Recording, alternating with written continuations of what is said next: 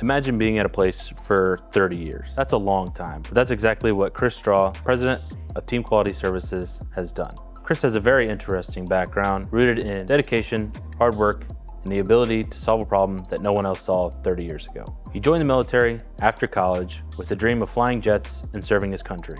But as you'll see, that dream changed multiple times. What we find out today is how his military experience shaped his leadership style here at TQS, why he decided to build his business and grow it here in Auburn, Indiana, and the legacy that he leaves behind. This is his story. This is the Pioneer Path.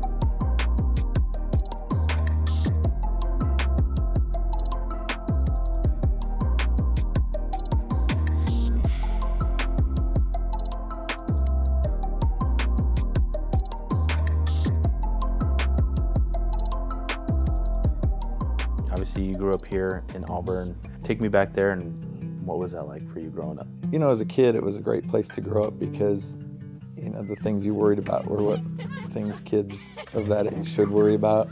You know, what you were going to do that afternoon with your buddies. I was probably 9 or so. My grandparents used to go visit California, and we would take them to the airport. Early 70s, flying was something rare, so we would go right out to the gate with them. And as a little kid, seeing that jet pull up, I mean, you're so close you could see the pilots and everything, and that was just very impactful for me as a little kid. So I had little toy airplanes, and my senior year of high school, a buddy of mine, we were trying to figure out what are you going to be when you grow up? And he goes, "What are you going to do?" And I said, I always thought being an airline pilot would be cool. He goes, "That sounds good, let's do it." Yeah. And so we did it. Only 6 months later, Chris started his journey to becoming a pilot at Ben Sims University. 4 years later, he finished his degree at Purdue. But by the time he graduated in 1991, he found himself entering the job market in the middle of a recession. As a result, no airlines were hiring, so Chris had to put his dreams on hold to make ends meet as a waiter. Finally, one day during lunch break, I realized that, okay, this isn't leading me anywhere towards being an airline pilot. So I went to the recruiter at Northcrest in Fort Wayne, walked in and said, "Hey, I want to fly tankers at Grissom for the Air Force Reserve." And he's like, "Well, what's your name?" Hoping that he could continue his dreams of becoming a pilot through the Air Force, he was once again met with disappointment. The economy was still dragging, and even the government had a hiring freeze on pilots. So 2 years went by before he got a call that would change his life. When it was my recruiter I hadn't talked to in 2 years, from the Air Force, and they're hiring again. You got a class date in 2 weeks. So the decision, just as quick as it was when I was walking down the hall as a senior, the decision, you're at a fork in the road now. Do you want to do it? Yeah, I do. And so I did. And what was your experience like in the Air Force Reserves? When I look back on it, I think had I not had the struggles that I had and the 2-year wait, I don't think it would have toughened me enough to get through the officer training school and the flight training. And you know what? This is nothing.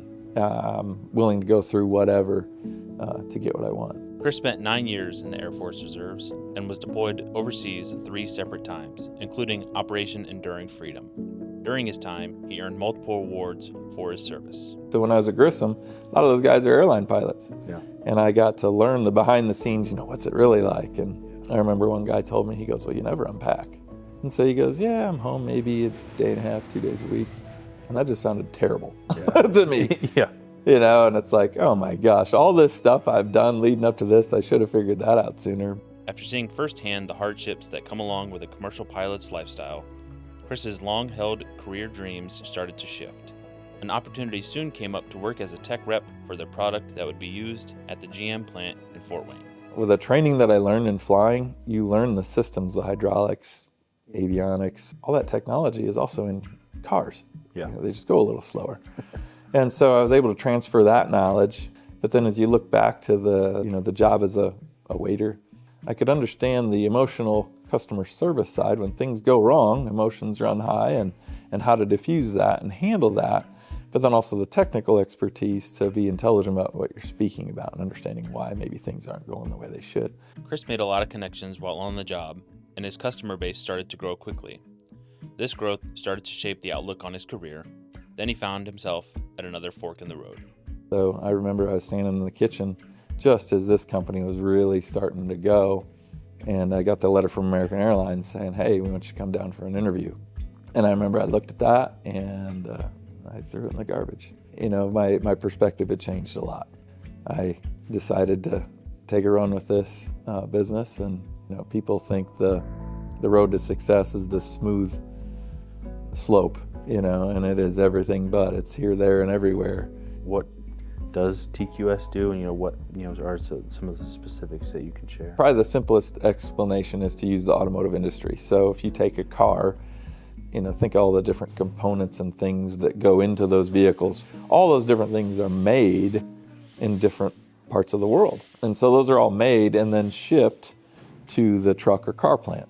And so you can imagine if General Motors opens that box of windshield wipers, let's say, and says, well, these are the wrong ones, wrong color, wrong size, whatever. The last thing you want to do as a supplier is shut down that line.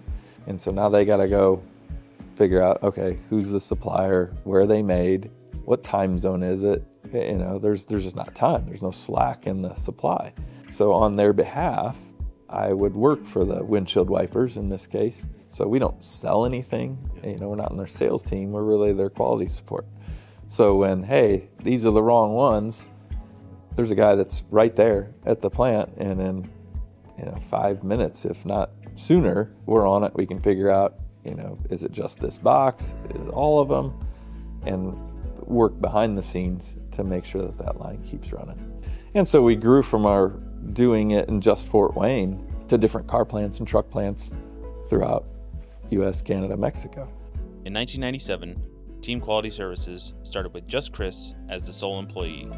And 28 years later, TQS now employs 200 people and has become a major player in a global market, all while headquartered in Auburn, Indiana. What's kept you motivated over the last 30 years? I just hate sitting still. Maybe that energy, when I see that also starting to happen in my region, that even energizes me more. What's been the most rewarding part about seeing this get to the point to where it is right now? Actually, I was in downtown Fishers, and I remember there's a corner building down there, and I remember thinking to myself, why can't we have that? And so I started looking in Auburn. So I just started talking to the right people to ask those questions, and pretty soon things started falling in line, where we could do that. It's helped transform downtown. So now when you come into Auburn, it's a totally different feel than it was before. To see that vision and all those hurdles that had to happen for this to come to life, you can't help but to get energized off something like that. What's the next chapter of TQS? I've earned the hair color. So it's 28 years old. I can't be here forever, of course. Starting to bring in that next generation, switching more into leader mentor for some of the folks that are coming up underneath. My son started working here, and so guiding and mentoring him. This isn't a Chris Straw legacy. The legacy to me is that it would keep going on forever, and so that's really what I want to set it up to do. But I look at it and I get to live and work in my hometown. My commute to work is 8 minutes to a building that I was able to put in my downtown, a brand new building that helps improve our community. And I get to go to work with my wife and my kid. How great is that? I guess the satisfaction that I think about most is that legacy isn't just this company, but what can I do in the community to help, others and their businesses or their not-for-profits do well and sustain and go on and be even better. Chris has been faced with several forks in the road during his life. Every decision he has made has been for the betterment of those around him. Chris's decisiveness and determination towards growing TQS has made his hometown, community, and region better. He is a pioneer.